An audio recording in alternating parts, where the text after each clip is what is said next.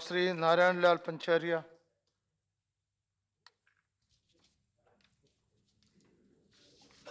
धन्यवाद माननीय सभापति जी। आपने मुझे इस चिर प्रतीक्षित बिल पर बोलने का अवसर दिया।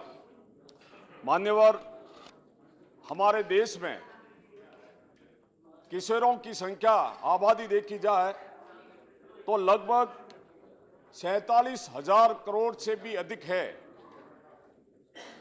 और राष्ट्रीय अपराध रिकॉर्ड ब्यूरो की जो रिपोर्ट है वो ये बताती है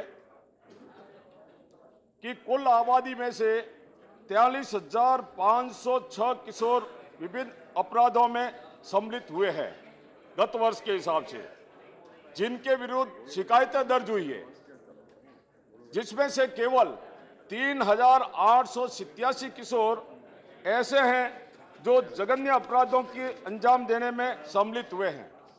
मान्यवर, किशोरों की देश में आबादी को देखते हुए हम अगर विचार करें तो दिखने में तो लगता है कि यह संख्या बहुत छोटी है, लेकिन हमारे लिए यह बहुत ही चिंता का विषय है, क्योंकि हमारे देश में बच्चों को शुरू से ही, बालपन से ही अच्छे संस्कार दिए जाते हैं। शुरू से बच्चों को एक गीतों के माध्यम से ही सही ऐसे संस्कार दिए जाते हैं, ये गीत सिखाए जाते हैं कि चंदन है इस देश की माटी, तपोभूमि हर गांव है, अरबाला देवी की प्रतिभा, बच्चा बच्चा राम है।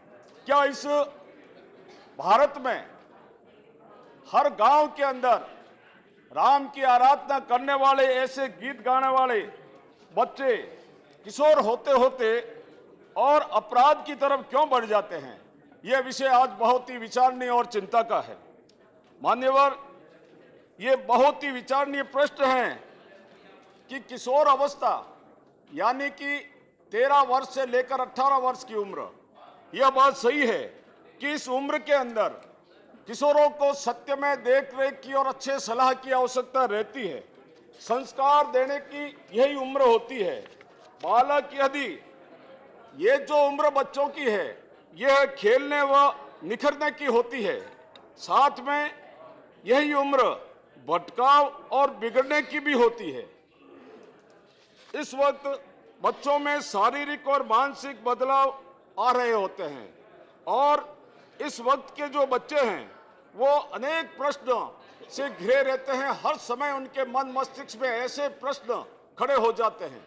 वो चाहते हैं कि जो लक्ष्य प्रश्न है उसका समाधान कौन करे। ऐसे अवसर पर उनके माता पिता की उनको आवश्यकता रहती है कि वो उनको सारे सवाले देखे और उनके मन मस्तिष्क के प्रश्नों का सही तरीके से समाधान करे और उनको समझाए।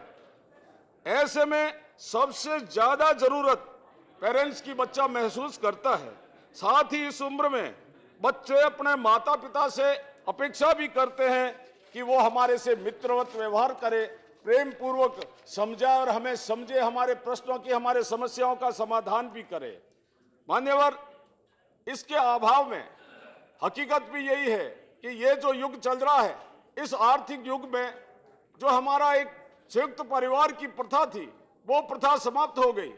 अब एकल परिवार की प्रथा चल पड़ी। माता पिता धन उपार्जन में लगे रहते हैं। एक स्वाभाविक है, धनेश लाल जिन पर सवार हो, लगातार अर्थ कैसे कमाया जाए इसकी ओर अग्रसर होते रहते हैं। मान्यवर, जिस समय अत्यधिक धन आ जाता है, कहते हैं ना कि जब पैसा बहुत आ गया, गलत तरीके से पैसा आ गया तो उसकी संतान का क्या होगा, इसके बारे में भी कई कहावतें हैं। जैसे धन आ गया तो उसके अंदर लोकेशना भी आ जाती है। मान्यवर, फिर लगता है कि धन संपदा बहुत हो गई तो अब क्यों नहीं मेरी यश कीर्ति भी हो, तो उनके पेरेंट्स उसकी तरफ अग्रसर होते हैं जिसको लोकेशना कहा गया है। तो मैं चाहूंगा मान्यवर कि ऐसे माता पिताओं का बहुत दायित्व इस समय बढ़ता है कि किशोरावस्था में बालक को संभाला जाए, ठीक तरीके से उनको देखा जाए। मान्यवर, माननीय उप सभापति महोदय, यह बात तो सही है, किशोरों में अपराध में बहुत तेजी से और वृद्धि हो रही है। मैं धन्यवाद देना चाहूंगा माननीय मंत्री महोदया जी को, मेनका संजय गांधी जी को, जिन्होंने देश में बड़े किशोर अपराध की ओर ध्यान दिया और किशोर न्याय विधेयक 2015 जो लोकसभा से पारित हो चुका था उसे राज्यसभा में प्रस्तुत किया है। उप सभापति महोदय, हमारे देश में किशोर न्याय अधिनियम लागू होने के पश्चात 3 बार लगातार संशोधन इसमें किए गए, लेकिन इसके बावजूद भी और इस अधिनियम में बालकों की देखरेख एवं संरक्षण का अभाव ही लगातार रहा। किशोर गृहों में बालकों के साथ दुर्व्यवहार, सुविधाओं का अभाव, अधिक संख्या में मामले लंबित रहना और छोटे छोटे मामलों में मान्यवर कई बार ऐसा लगता है कि बहुत छोटा अपराध किया है, छोटा सा मामला है, लेकिन उसका निस्तारण समय पर नहीं होने से वो बालक लगातार उस किशोर गृह में और वहां पे लंबे टाइम तक उसको रहना पड़ जाता है।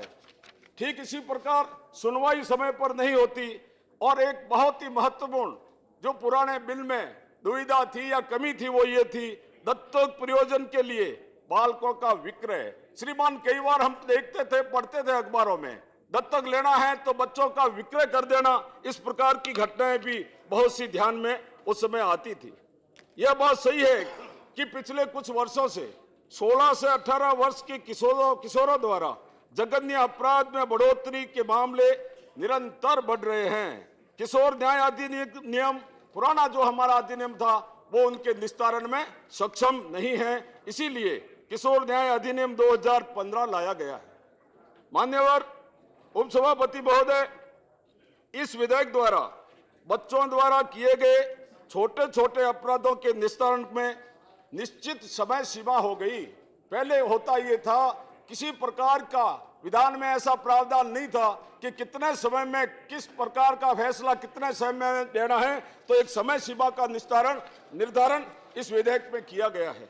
मान्यवर, संस्थाओं में बच्चों के शोषण पर भी अब रोक लगेगी, क्योंकि अब किशोर न्यायालय बोर्ड और बाल कल्याण समिति द्वारा प्रत्येक माह संबंधित स्थान पर जाकर उसका निरीक्षण करना निश्चित कर दिया गया है, अनिवार्य कर दिया गया है। यह भी जो है इस बिल के अंदर है। सबसे महत्वपूर्ण बात इसमें यह है कि पहले दत्तक लेने के नाम पर बच्चों का विक्रय जो हो जाता था, उस पर रोक लगाते हुए नए कानून में दत्तक ग्रहण पर एक पूरा का पूरा अध्याय श्रीमान इसके अंदर जोड़ दिया गया है। इसलिए भी मैं बहुत बहुत धन्यवाद दूंगा मंत्री महोदय को।